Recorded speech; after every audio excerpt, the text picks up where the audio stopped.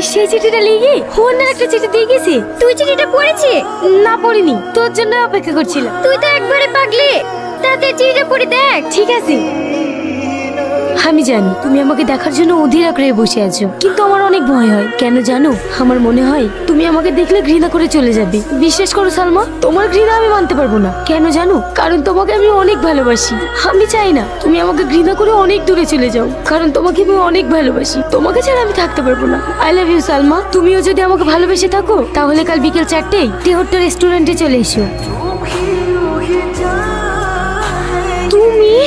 হ্যাঁ আমি। কেন অবাক হচ্ছ? অবাক হওয়াটাই তো স্বাভাবিক। তুমি তো আমাকে কলেজের মধ্যে সব থেকে বেশি ঘৃণা করতা। তুমি আমাকে ভালোবাসো? সালমা, আমি তোমাকে কোনোদিনই ঘৃণার চোখে দেখিনি। আমি শুধু ভালোবাসার অধিকার নিয়ে তোমাকে শাসন করতে চেয়েছিলাম, কিন্তু তুমি শুধু আমার শাসনটাকেই দেখেছো। আমার শাসনের আড়ালে যে ভালোবাসাটা লুকিয়েছিল